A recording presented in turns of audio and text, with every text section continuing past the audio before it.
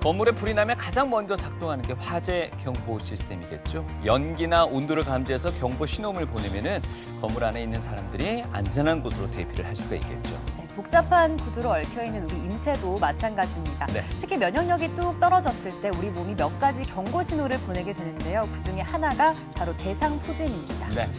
코로나19 그리고 더운 날씨 때문에 더더욱이 이 면역력이 강조되는 요즘인데요. 네. 우리 몸에 포진한 아프고 불편한 대상포진의 그 치료와 예방법에 대해서 오늘 알아보고자 합니다. 네, 도움 말씀 주실 오늘의 주치 마취통증의학과 김세영 교수님과 함께합니다. 안녕하세요. 안녕하십니까?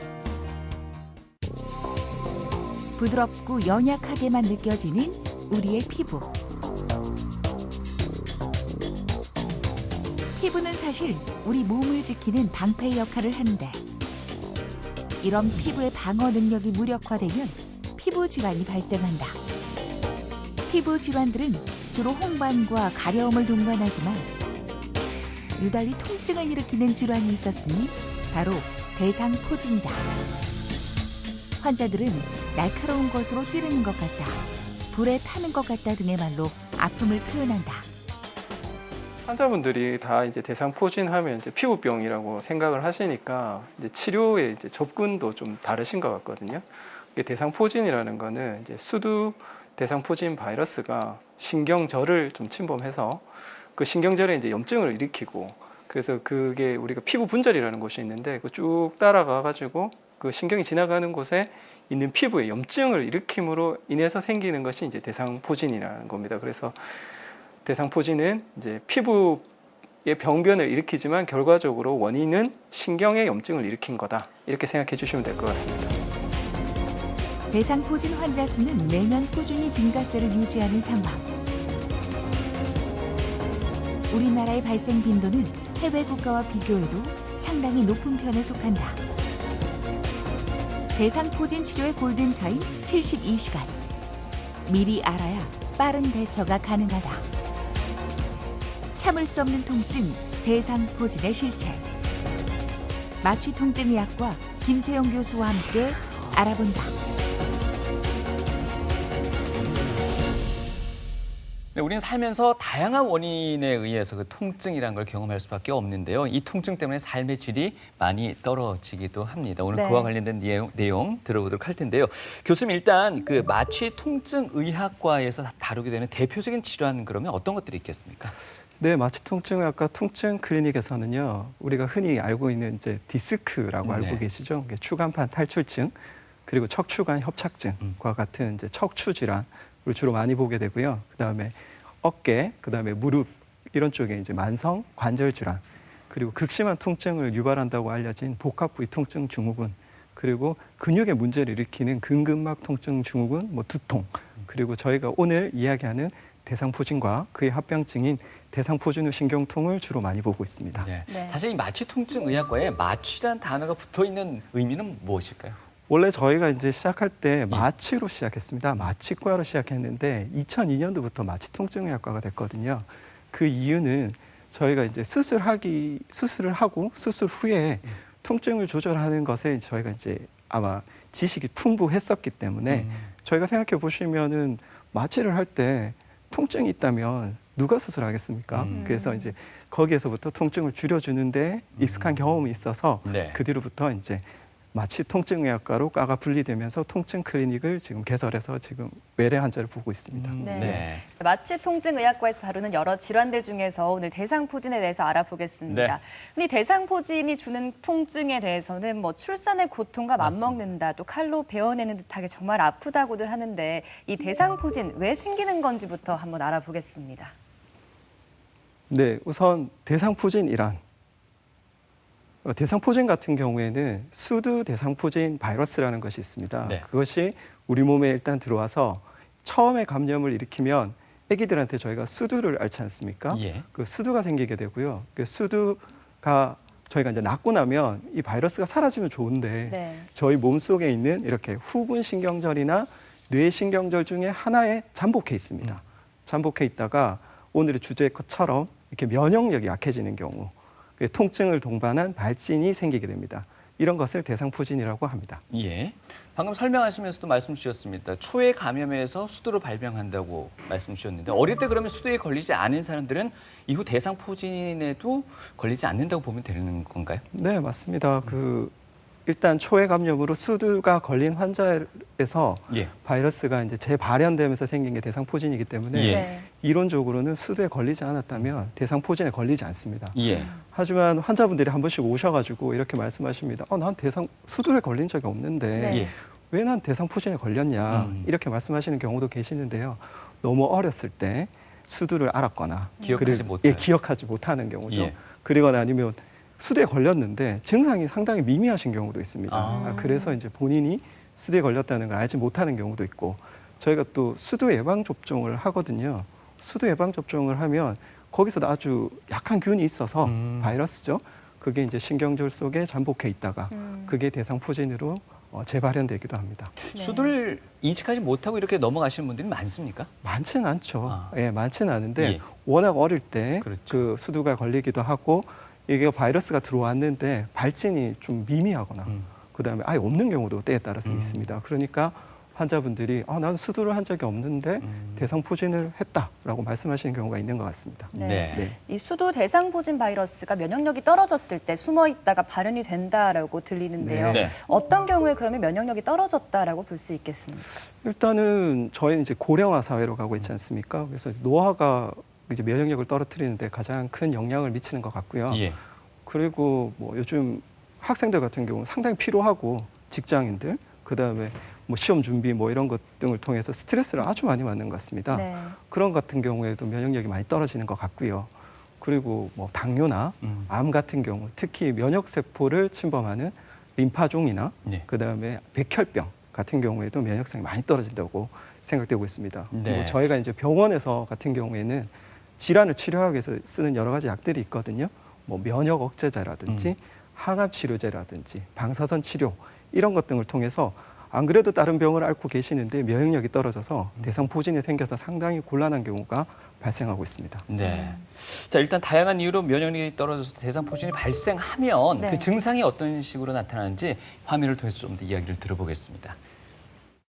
그 대상포진의 증상에 대해서 한번 보시겠습니다. 예. 지금 왼쪽 그림을 보시면 이게 이제 피부 분절이라는 겁니다. 피부 분절이라는 것은 하나의 척수 신경에서 지배되는 피부 영역을 나타내는 겁니다. 예. 그래서 우리 몸에는 아주 많은 피부 분절이 있습니다. 그래서 이 지도 같은 것을 보시고 이 지도의 한 부분, 한 피부 분절을 따라서 군집성의 발진이 생기게 됩니다. 발진만 생기면 수두처럼 발진만 생기면 아무 문제가 없을 텐데요. 예. 통증을 또 네. 같이 생기게 됩니다. 통증의 양상을 보시면 얘가 신경을 침범해서 나타난 통증이기 때문에 우리가 팔다리가 부러졌을 때와 같은 통증과는 좀 다릅니다. 그래서 뭐 불에 댄 것처럼 막 화끈화끈하기도 하고 칼이나 바늘 같은 걸 막 쑤시는 통증이 있기도 하고 전기로 막 지지는 듯한 강력한 통증이 발생할 수 있는 겁니다. 사실 통증이 심하지 않으면 또 치료해서 넘어갈 수 있겠지만 통증이 심하다고 하니까 통증이 왜 심한 건지도 좀 궁금해지네요.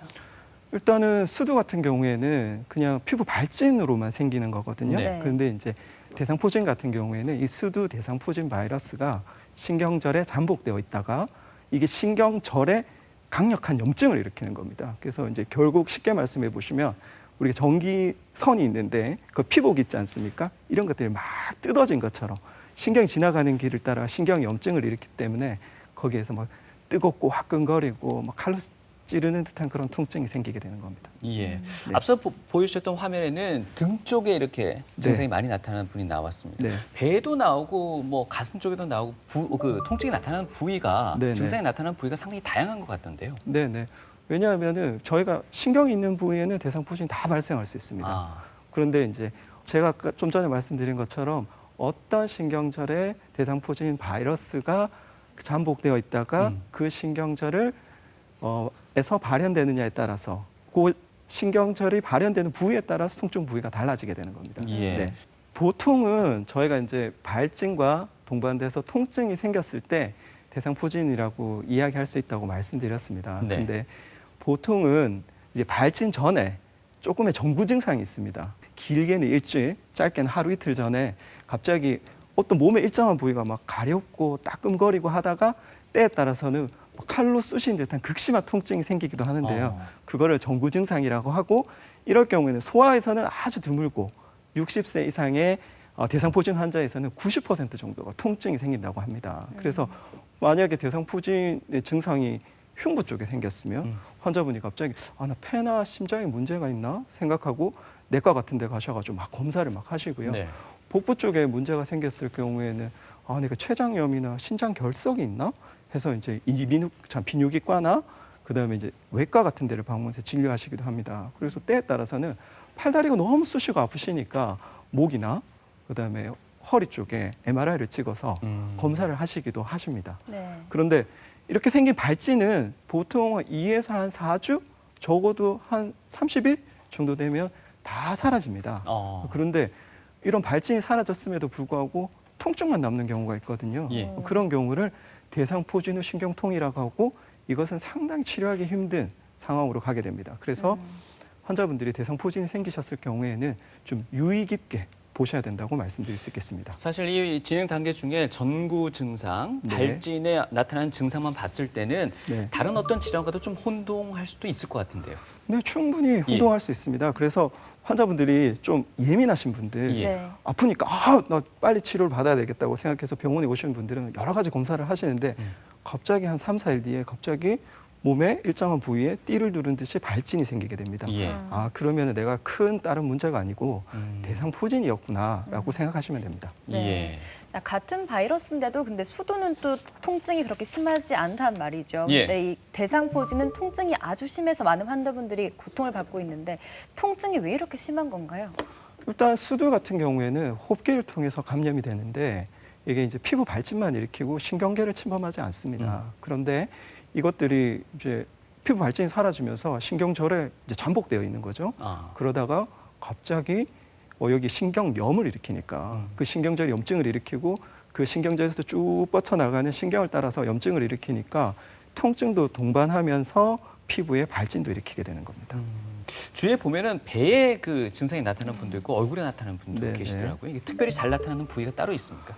네, 일단은 대상포진 같은 경우에는 신경이 지나가는 곳에는 다 생길 수 있습니다. 예. 그런데 이제 제가 좀 전에 말씀드렸던 것처럼 대상포진 같은 경우에는 수두 바이러스가 어떤 하나의 신경절에 잠복돼 있다고 말씀드렸어요. 예. 그 잠복돼 있는 신경절이 어디냐에 따라서 이게 나타나는 부위가 달라지는 겁니다. 지금 슬라이드를 보시면요. 예. 가장 호발하는 부위는 이제 첫 번째로 흉추 신경 부위입니다. 그리고 두 번째는 3차 신경 부위고요. 말이 좀 어렵죠. 네. 그리고 경추신경, 요추신경, 천추신경의 순서이고 가장 흔한 것은 흉추신경과 3차 신경입니다. 네. 각각 하나를 보시겠습니다. 흉추신경 같은 경우에는 상부 신경, 흉추신경절에 염증을 일으킨 경우에는 이렇게 등과 가슴 그리고 겨드랑이 이런 쪽에 대상포진을 발병하게 됩니다. 그리고 만약에 하부 흉추신경절에 문제가 일으킨 경우에는 등과 배에 이렇게 대상포진을 발병하게 됩니다. 예. 그리고 이게 3차 신경 같은 경우에는 이게 뇌신경의 일부거든요. 네. 뇌신경이 12개가 있는데 그중에 5번입니다. 그래서 3차 신경에 문제가 생겼을 경우는 이렇게 이마나 코나 이렇게 턱 쪽에 발진이 생길 수 있는데 이때 좀 조심해야 되는 게 있습니다. 이게 이제 뇌신경에 발진이 생기다 보니까 때에 따라서는 의식 소실 같은 것도 생길 수 있고 뇌신경염이 생길 수 있습니다. 그래서 3차 신경에 대상포진이 발생하신 분들은 좀 주의 깊게 보셔야 되고 특히 왼쪽 그림을 보시면은 이게 눈 주위에 발진이 났는데 이럴 경우에는 눈을 침범해서 네. 때에 따라서는 실명까지 이를 수 있거든요. 그래서 그럴 때는 즉각적으로 안과 진료를 꼭 보셔야 되기를 권장드리고 있습니다. 예. 그리고 경추신경 같은 경우에는 이제 뒷머리, 목, 그다음에 앞가슴, 팔에 대상포진이 발현하게 되고요. 요추신경 같은 경우에는 이제 엉덩이 그리고 하지에 대상포진을 발생하게 됩니다. 천추 같은 경우에는 엉덩이와 회음부에 대상포진이 발생하고 있습니다. 네. 발생률이 높은 순서대로 지금 말씀해 주신 건가요, 혹시? 네, 맞습니다. 그러면서 앞서 보여주셨던 3차 신경, 네. 주로 얼굴에 나타나는 경우, 네. 이런 사례들이 많습니까? 아주 많습니다. 네, 아주 많고요. 보통은 이제 중요한 게 예. 얼굴에만 나면 좋은데 네. 이게 머리 안쪽에 나시거든요. 그래서 조금 발견이 좀 늦어서 그 되시는 경우가 많고 얼굴 쪽에 나신 경우는 사실은 좀 예후가 별로 안 좋습니다. 아하. 그래서 빨리 치료를 꼭 받으셔야 된다고 생각하고 있습니다. 예. 이 사진을 보니까 보통 몸 한쪽에 치우치는 양상을 많이 보이는데 네. 온몸에 산발적으로 나는 경우는 없는 건가요? 아주 드물죠. 뭐 없다고 말씀드릴 수는 없을 것 같고요. 네. 이게 제가 계속 말씀드리고 있지만 대상포진 같은 경우에는 몸에 하나의 신경절을 침범한다고 제가 말씀드렸습니다. 그래서 이제 척추 같은 경우에는 뭐 보시면 저희가 이제 척추에는 오른쪽, 왼쪽 양측에 하나씩 신경절이 있거든요. 예. 그래서 이제 흉추신경 같으면 12개가 있고 그래서 오른쪽 만약에 5번 신경절에 대상포진이 발병을 했다면 오른쪽에 대상포진 발진과 통증이 생기는 거지 왼쪽에 생기는 것은 아닙니다. 양측으로 생기는 경우는 아주 극히 드물다고 말씀드릴 수 있겠습니다. 예. 앞서 뭐 여러 신경에 잠복해 있는 바이러스라고 말씀해 주셨는데 그 신경에 잠복하는 부위도 네. 상당히 뭐 영향을 미치는 요인들이 있습니까? 뭐 그렇지는 않고요. 일단 가장 흔하게 침범하는 곳이 이제 흉추신경, 두 번째로 침범하는 곳이 3차 신경. 네. 이런 식으로 생각하시면 되겠습니다. 네. 어떻습니까? 이 발병률도 상당히 높아지고 있다고 하는데 구체적인 사례들을 저희가 준비된 그래프를 통해서 설명을 좀 들어볼까요? 네, 우리나라의 대상포진 상황을 한번 보시겠습니다. 예. 네. 지금 보시면 2014년부터 2018년도까지의 그 건강보험심사평가원에 지금 등록된 대상포진 환자의 그래프입니다. 보시면 매년도 빠짐없이 계속 증가된 것을 보고 있고요. 네. 이걸 10년 전의 자료와 비교해 보시면은 지금 10년 전보다 2배 정도의 대상포진 환자가 증가되었다고 보고되고 있습니다. 연령별 분포에 대해서 한번 보시겠습니다. 여기서 20대, 30대, 40대, 50대가 갈수록 연세가 들수록 대상포진이 많아지고 50대에서는 25% 가장 많이 발생하는 연령대가 50대가 되겠습니다. 네. 그리고 전체 대상포진의 60% 이상은 50세 이상에서 발생하고 있습니다. 그게 바로 노화로 인한 면역력 저하. 네, 그렇습니다. 앞서 말씀해 주셨던 부분입니다. 네, 그렇습니다. 예. 그리고 이제 날씨가 바뀌면 이게 뭐 여름에 많이 생기냐, 뭐 가을에 많이 생기냐 이런 말씀하시는데요. 계절별 대상포진의 진료 현황입니다. 이것도 건강보험심사평가원의 자료고요. 거의 비슷합니다. 네. 하지만 지금인 여름과 가을에 가장 많이 발생한다고 보고되고 있습니다. 그리고 전체 대상포진 환자에 있어서 여성이 차지하는 비율이 61%입니다. 남성의 39%에 비해서 여성에서 1.6배 더 많이 발생된다고 보고되고 있습니다. 네, 이게 여성의 노화 폐경기로 오는 영향이라고 볼 수 있겠네요.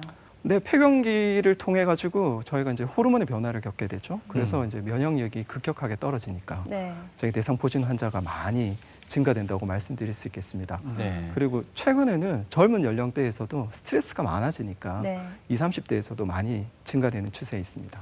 지금 현재 화면에 또 대상포진의 후유증에 대해서 나오고 있는데요. 후유증이 있는 경우가 35.4%로 나오는데 맞습니까? 참 놀랍죠. 대부분의 환자들은 대상포진을 피부병이라고 생각하십니다. 그래서 피부 병변이 사라지면 통증도 사라지고 예. 내가 정상화될 거라고 다 생각하시거든요. 예. 네. 하지만 대상포진의 3분의 1은 후유증을 남길 수 있습니다. 그래서 그 후유증을 한번 보시면요. 예. 첫 번째가 이제 대상포진의 신경통인데 이렇게 90% 이상의 후유증을 차지하고 있습니다. 그리고 두 번째로는 안구 손상, 신경마비, 그리고 청각 이상과 어지럼증 등을 호소할 수 있습니다. 예. 아무튼 이 후유증을 남기지 않기 위해서는 조기에 진단하고 적극적인 치료가 필요할 것 같은데요. 대상포진 진단 방법도 좀 설명을 들어볼까요? 네, 대상포진은 제가 계속 좀 전에도 말씀드린 것처럼 몸의 일측성, 예. 그리고 하나의 피부 분절을 따라서 이렇게 띠를 누른 듯이 그리고 다발성, 군집성, 특징적인 피부 발진이 있고요. 거기에 동반되는 통증의 임상 양상을 보고 이제 진단하고 있습니다. 대상포진은 피부 병변이 아까 특징적이라고 말씀을 해주셨는데 네. 사실 눈으로 관찰하기 힘든 경우들도 분명히 있을 거란 말입니다. 예, 그런 경우는 어떤 식으로 진행되나요? 그래서 뭐 일단은 전신에 발진이 생기는 경우, 그다음에 양측석 발진, 아주 이거는 비전형적인 피부 양상일 수 있는데요. 그럴 경우하고 그리고 저희가 이제 입술하고 회음부 쪽에 생기는 단순 포진이라는 것이 있습니다.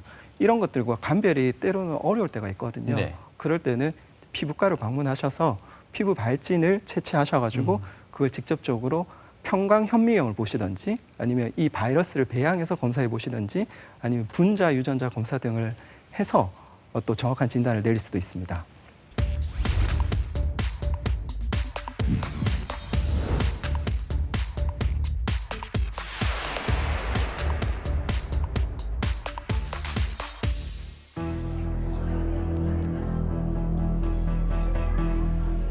대상포진으로 한 달째 병원을 다니고 있는 서문철 씨. 당시 겪었던 통증은 아직도 생생하게 기억난다. 한 달 전에 옆구리 밑이 왼쪽 옆구리 밑이 아팠어. 그래가지고 이 운동을 너무 안 하고 너무 조용하게 너무 많이 앉아 있어서 그런가 이렇게 생각했더니만 이걸 모르고 한 4일 동안 방치하는 바람에 그래가 일반 병원에 갔더니만 대상포진이라 그래요. 그래 4일 만에 엄청스럽게 많이 퍼졌어요. 그래가지고 치료하는 과정 중에도 계속 진통제 먹고 했는데도 하여튼 한 보름 20일 동안 아파서 하여튼 몸살이 나게 아팠어요. 그렇게 아파본 적은 없는 것 같아요. 이때까지 아파도. 치료의 골든타임 72시간. 서문철 씨는 그 끝자락에 병원을 찾은 셈인데 여전히 남아있는 흉터가 당시 상황을 짐작케 한다. 그 왼쪽 흉추 4번 신경절에 이제 대상포진이 발생했다고 돼 있었고요. 환자분은 그래도 이제 다행히도 대상포진이 생기자마자 빨리 가서 항바이러스제를 투여를 받으셨어요. 그랬는데도 불구하고 환자분이 여기 등 쪽하고 가슴 쪽에 발진이 엄청 심하게 있었거든요. 그래서 스치기만 해도 막 아프고 저희가 나무 가시 같은 걸 콕콕 이제 찔러 보면 환자분이 통증을 막 엄청 심하게 많이 호소를 했었습니다. 처음에는. 통증을 줄이기 위해서 시행하는 교감신경 차단술.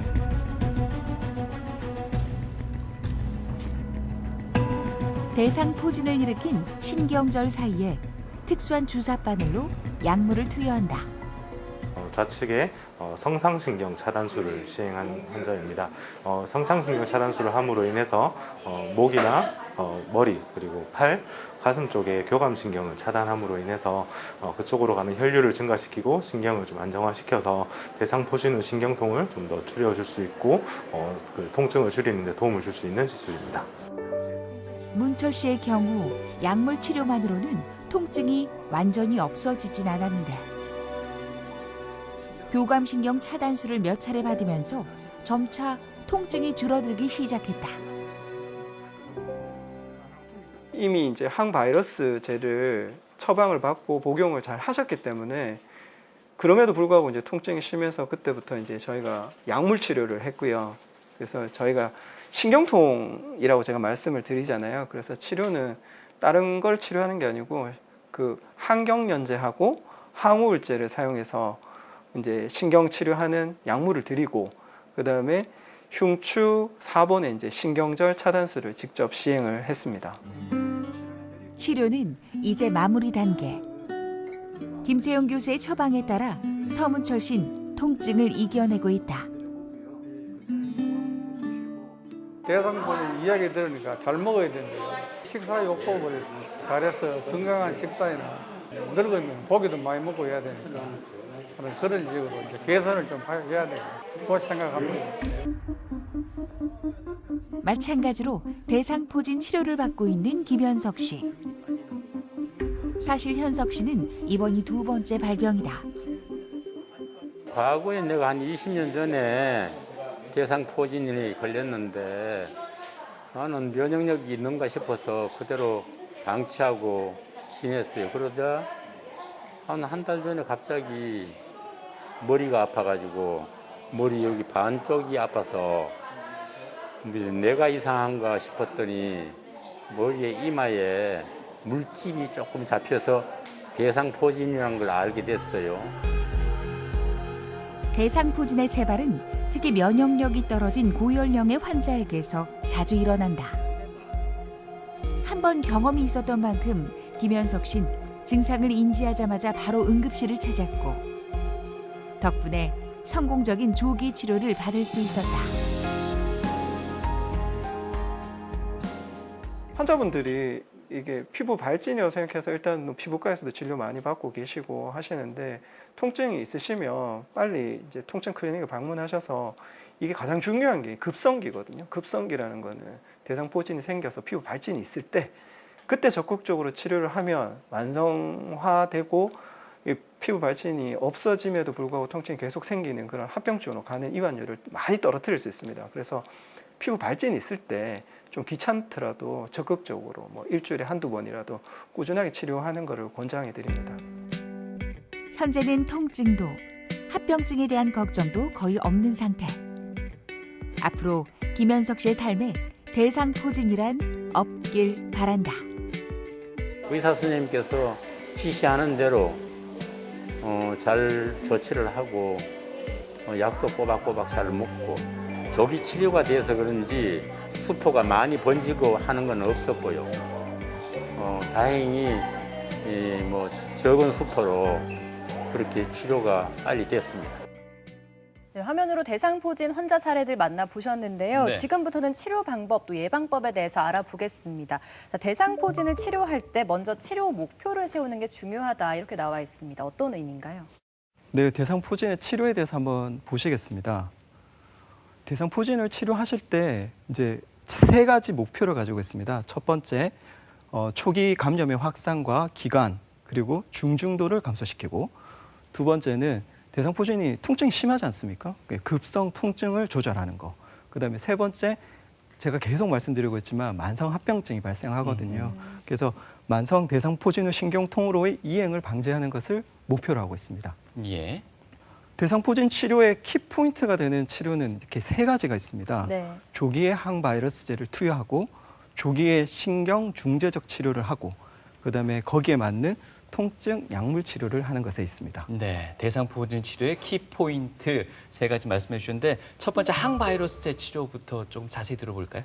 항바이러스 투여하는 것이 저희가 이제 급성 대상포진의 표준 치료라고 말씀드릴 수 있고 가장 중요하다고 말씀드릴 수 있겠습니다. 그래서 오늘 제가 말씀드리는 모든 내용을 다 잃어버리셔도 항바이러스제 조기 투여는 꼭 기억해 주셨으면 좋겠습니다. 항바이러스제를 사용하게 되면 수두대상포진 바이러스의 복제를 억제하고 확산 기간을 단축시켜 줍니다. 그리고 대상포진의 발진, 치유를 촉진하게 되고요. 대상포진에 따른 급성 통증의 기간과 종도를 감소하게 돼 있습니다. 그리고 마지막으로는 대상포진 후 신경통 발생 빈도를 감소시켜 줄 수 있습니다. 시간이 중요한데요. 만 3일입니다. 그래서 발진이 발생한 후에 그 신경이 파괴되기 전에 네. 72시간 내에 투여하는 것이 가장 효과적인 거고요. 그 시간을 놓치게 되면 신경 손상이 점점점 심해져서 치료하기가 좀 곤란한 상황으로 갈 수 있습니다. 실제 환자들은 어떻습니까? 거의 이 72시간이라는 골든타임을 지킨 경우가 많습니까? 안타깝게도 제가 이제 외래에 있을 때 환자분들이 오셨을 경우에 등에 뭔가 조그만 게 났는데 대상포진인지 몰랐다. 이마에 뭐가 났는데 내가 이거 대상포진인지 모르고 일주일이나 지나서 심해지고 난 다음에 가보니까 대상포진이라고 하더라. 네. 이렇게 말씀하신 경우가 상당히 많거든요. 예.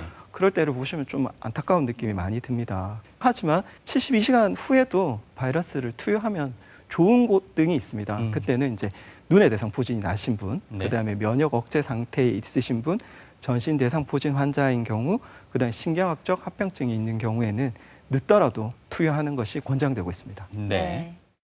그리고 항바이러스제 투여를 하고 나서도 이제 부가적으로 중재적 치료라는 것을 할 수 있습니다. 중재적 치료에는 크게 2가지가 사용되고 있는데요. 교감 신경 차단술과 체성 감각 신경 차단술이라는 겁니다. 네. 말이 좀 어려운데요. 그렇네요. 예.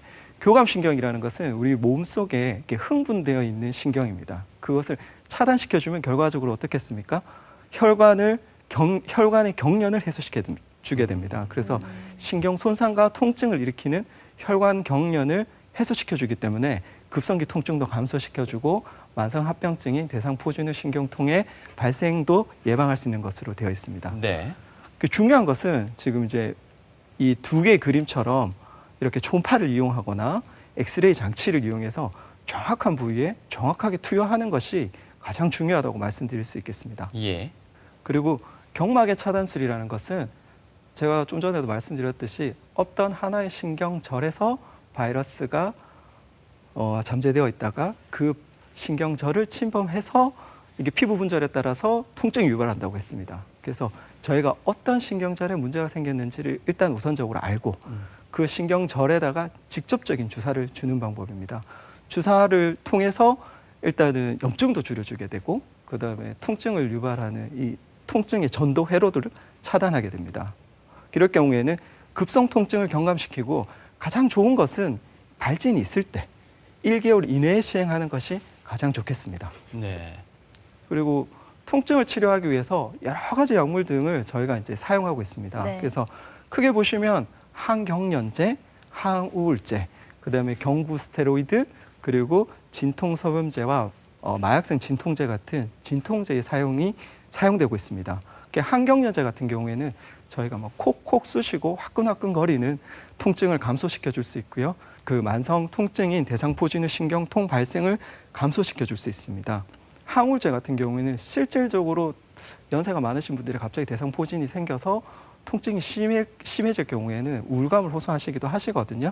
그래서 우울감도 좀 줄여줄 수 있지만 뻐근한 양상의 통증에 도움이 되고 대상포진후 신경통 발생도 경감시켜줄 수 있습니다. 네. 경구 스테로이드 같은 경우에는 급성 대상포진의 통증도 경감시켜주고 좀 견디기 낫다라고 말씀드리게 사용될 수 있고요.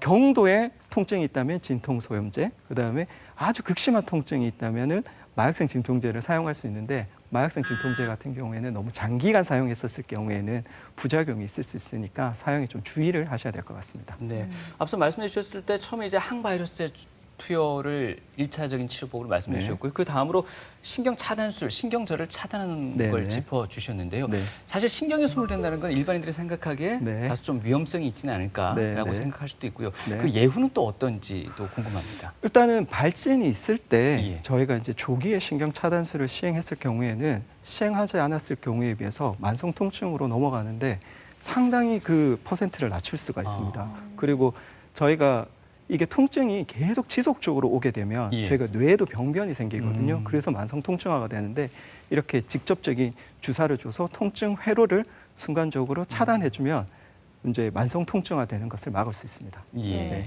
자, 대상포진 후 신경통 발생을 좀 줄일 수 있는 치료 방법들에 대해서 설명해 주셨는데요. 네. 이 대상포진 후 신경통, 통증이 보통 어떤 식으로 나타나는지 설명 부탁드립니다. 네, 이제 대상포진 후 신경통이 뭔지 아셔야 되겠죠. 예. 이제 오른쪽 그림을 보시면 위의 그림을 보시면 대상포진의 발진이 지금 있는 상태입니다. 그래서 이런 경우를 대상포진이라고 하고요. 예. 밑에 그림을 보시면 발진이 지금 다 사라졌습니다. 근데 이런데도 불구하고 환자분들이 통증을 호소하는 경우가 3분의 1이나 되고 있는 겁니다. 그래서 대상포진 발진 발생 후 뭐 시기적으로는 3개월이라고 하는데 의학적으로 보시면 발진이 사라져도 통증이 생기는 경우라고 쉽게 말씀드릴 수 있습니다. 이 병이 왜 중요하냐면 이게 신경 손상이 생겨서 신경통을 계속 일으키기 때문에 치료하기 상당히 어렵다는 거죠. 그래서 한번 발생하게 되면 시일이 아주 오래 걸리고 치료하기 그렇게 쉽지 않습니다. 통증을 보시면은 지속적으로 화끈화끈거리고 따가운 그런 통증이 있으면서 한 번씩 갑자기 칼로 훅 찌르고 바늘로 쿡 찌르고 찢어질 듯한 통증이 생길 수 있고요.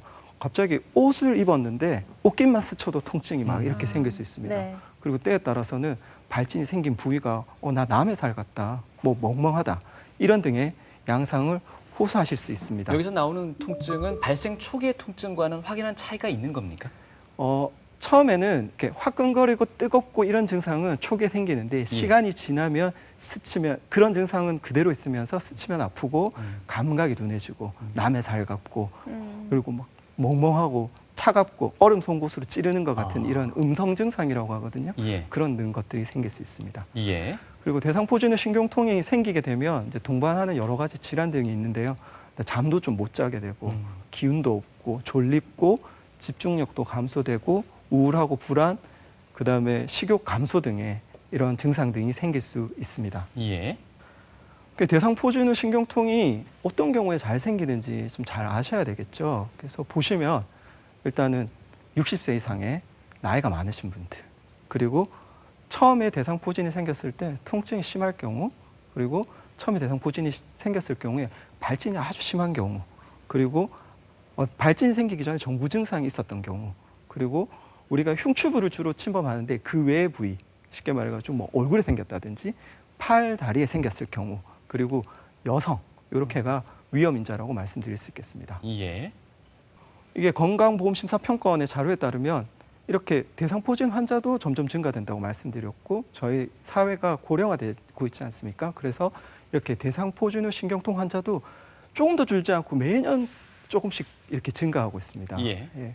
특히 보시면 이렇게 10대, 20대, 30대, 40대에서는 거의 대상포진 신경통으로는 넘어가지 않습니다. 그런데 50대가 되면 갑자기 대상포진 신경통의 발생 빈도가 증가하게 되고 그리고 전체 대상포진 신경통 환자의 50% 이상은 60세 이상에서 발생하고 있습니다. 이 그래프 같은 경우는 이게 중증도 이상의 통증을 호소하는 환자의 비율입니다. 그래서 내가 대상포진이 생기는데 연세가 많을수록 빈도도 증가한다고 했는데 이 그래프를 보시면 연세가 드실수록 통증의 강도도 훨씬 강하게 온다는 것을 이 그래프가 보여주고 있습니다. 네. 대상포진 발생 빈도가 늘어나는 건 어느 정도 이해가 되는데요. 신경통 환자 발진 후에 신경통으로 이어지는 경우가 같이 늘어나는 이유는 어디 있을까요? 일단은 이제 그 위험인자죠. 예. 그래서 이제 신경을 한번 침범하게 되면 아무래도 고령 같은 경우에는 젊은 사람들에 비해서 신경이 그렇게 불안전하지 않습니까? 예. 그래서 한번 손상 입으면 치유가 점점 늦어지고 그리고 그로 인해서 통증도 점점 심해진다고 생각되고 있습니다. 어떻습니까? 신경통의 치료는 어렵지는 않습니까? 신경통의 치료는 네. 그렇게 간단한 것이 아닙니다. 그래서 제가 환자들한테도 말씀드리지만 이거 치료하면 아마 노벨 의학상을 받을 것이다 아하. 라고 제가 이제 말씀드리고 있는데요. 예. 그래서 대상포진 후 신경통 치료에 대해서 한번 알아보시겠습니다. 네. 가장 중요한 건 이겁니다. 나 발진 없어졌고 통증이 조금 있는데 시간 지나면 좋아지겠지. 이런 생각이 좀 잘못됐다는 거죠. 치료는 빠르면 빠를수록 효과가 좋은 것으로 되어 있습니다. 치료법은 약물치료, 신경차단술, 고주파 신경치료법, 척수신경자극술 등을 시행할 수 있습니다. 가장 기본적인 치료는 약물치료입니다. 약물치료는 세 가지 목표가 있는데요. 일단 통증을 경감시키고 우울과 불안을 감소시키고 불면증을 감소시키는 것을 목표로 하고 있습니다. 사용되는 약물은 좀 전에 말씀드렸던 대상포진 환자에게서 사용되는 약물과 어떻게 보면 좀 비슷할 수 있는데요. 항경련제, 항우울제, 진통제를 사용할 수 있습니다. 그런데 환자의 증상에 따라서 그리고 환자의 나이에 따라서 계계별로 이 약물들을 조절해서 사용하고 있습니다. 그리고 환자가 옷깃만 스쳐도 아픈 통증이 있다면은 국소 마취제, 부착포, 파스를 사용하고 있습니다. 네. 그래서 저희가 이제 또 신경 차단술을 여러 가지를 시행하는데 만약에 효과가 미미하고 만약에 통증의 그 경감이 미미하거나 아니면은 그 효과가 기간이 좀 짧다면은 이렇게 보시면 특수한 장비를 이용해서 우리가 통증을 일으키는 그 신경절에다가 네. 고주파 자극을 주는 고주파 신경 치료법을 시행해 볼 수 있고요. 이런 여러 가지 치료법을 다 사용해서 약물 치료, 신경 치료, 고주파 신경 치료법 이런 것 등을 해도 6개월 이상 아주 극심한 통증을 호소할 때는 척추 안에 이렇게 정기적 자극술을 삽입해서 통증을 조절할 수 있습니다. 이것을 척수신경 자극술이라고 이야기합니다. 네. 이렇게 많은 방법을 사용해서 치료를 하더라도 또 재발하는 경우가 많나요? 어떤가요? 네, 대상포진 과연 재발할까요? 그래서 환자분들은 통증이 너무 심하니까 네. 재발하는 거에 대해서 상당히 두려움을 가지고 있습니다. 네. 근데 안타깝게도 대상포진은 재발하고 그 재발률은 5.3%입니다. 굳이 주로 재발을 많이 하는 경우에는 50세 이상의 연령 그리고 여성 그리고 대상포진과 관련해서 통증이 심했을 경우 그리고 자가 면역 질환이나 고지혈증, 고혈압 등의 동반 질환이 있을 경우가 위험인자라고 말씀드릴 수 있겠습니다. 혈액암의 수치가 상당히 높게 나와 있는데요. 네, 아무래도 면역성이 떨어지니까요. 그래서 저희가 면역성이 떨어지는 경우에 대상포진이 훨씬 더 많이 발생한다고 말씀드렸잖아요. 예. 그래서 아무래도 면역성이 더 떨어지니까 더욱더 많이 발생하는 것으로 말씀드릴 수 있겠습니다. 예. 그리고 초회 감염부터 시작해가지고 대상포진이 이제 재발되는 데까지의 걸리는 평균 기간은 13.7년이라고 되어 있고요. 밑에 그래프를 보시면 3년에서 11년 사이에 대상포진이 확 재발했다가 그 다음부터는 빈도가 감소되는 것을 보여주고 있습니다. 일단 이 무시무시한 대상포진에 걸리지 않기 위해서는 네. 예방법, 이 네. 면역력을 높여놓는 것이 아주 일차적인 예방법이 아닐까 싶은데 네. 그 예방법에 대해서는 어떻게 또 설명 주시겠습니까? 일단은 대상포진의 위험인자부터 먼저 아셔야겠죠. 예. 그래서 일단은 당뇨, 천식, 그리고 중년 여성, 대상포진의 가족력 이렇게 있으신 분들이 대상포진의 위험인자라고 말씀드릴 수 있겠습니다.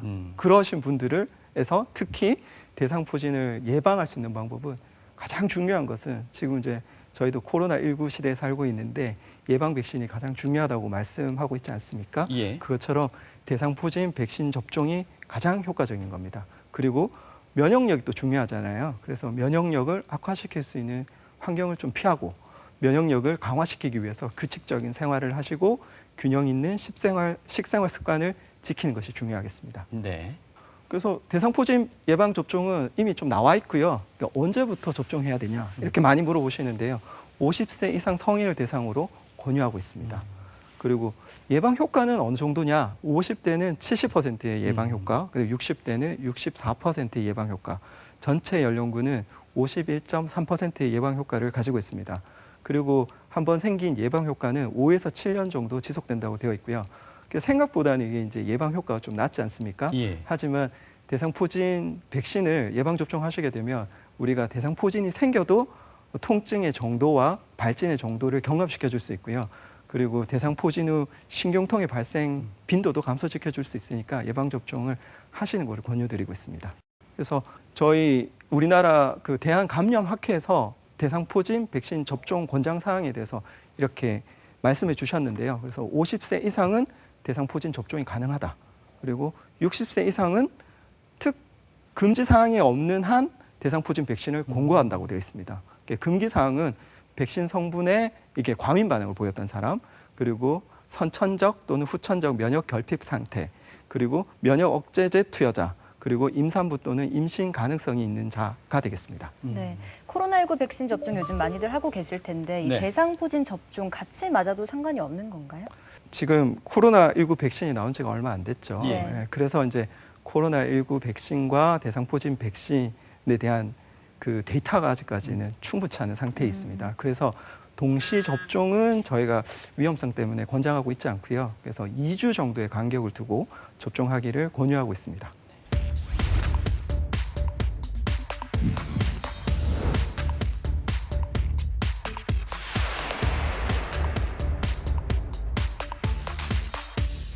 대상포진 와가지고 저기 기로 와가지고 기만은 잘 와요. 그 아픈 데만. 고래 와가지고 이제 저 주사 맞고 약 바르고. 피곤하고 일이 좀 대입지게 오는데 머리도 굉장히 아프고 몸이 어지시하고 춥고 피곤하고 그래가지고 그 다음날 앞에 병원에 갔더니 의사 선생님이 딱 보니 대상포진이네요.